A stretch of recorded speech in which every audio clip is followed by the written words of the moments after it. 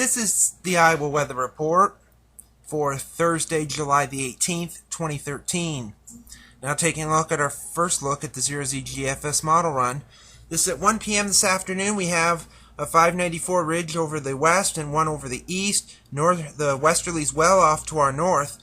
And with that, that'll be keeping a lot of the rain showers away. GFS is still a bit over rambunctious with the rain, mainly some very heavy humidity with highs well into the 90s, heat indices nearing 100.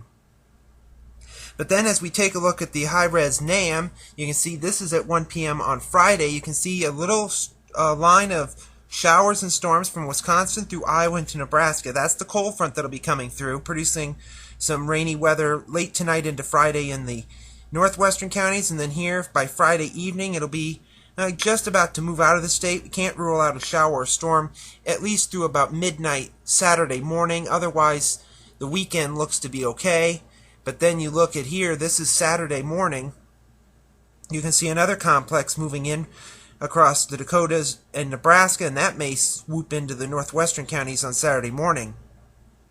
Otherwise, going back to the GFS Saturday at midday, you can see GFS doesn't really show the rain off to our west that well, so we could see a shower or storm in the western counties on Saturday morning. Otherwise, it'll be clearing and cooler with highs in the lower to middle 80s. But on Sunday, another complex moves in as high pressure will be over the UP of Michigan. But otherwise, we may see a shower or storm around here on Sunday as a warm front tries to butt up against this high pressure. So some showers and thunderstorms are possible even here into Monday, although they'll be a little more isolated on Monday. About a 20 to 30% crack with highs in the mid-80s unless we get enough cloud cover around that could hold the temperatures down a little bit lower than that. And even by Tuesday, you can see the system is starting to move off. Could see some early day rain from about I-35 east.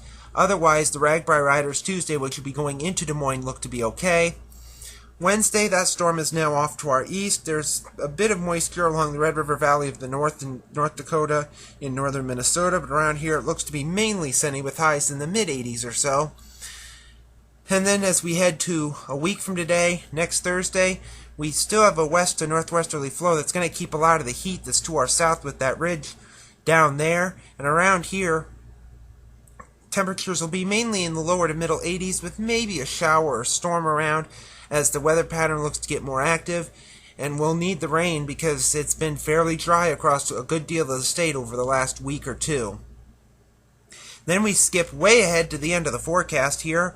On August the 4th, we see a ridge trying to build up once again. It's located over southwestern Kansas, Colorado, New Mexico, and the Oklahoma-Texas Panhandle. We still have a light northwesterly flow that'll keep a lot of the heat away, but it'll be mainly dry if this was right, with some rain showers along the east coast. A few scattered pockets of rain activity across the northern tier of the country as well, while here it's still dry.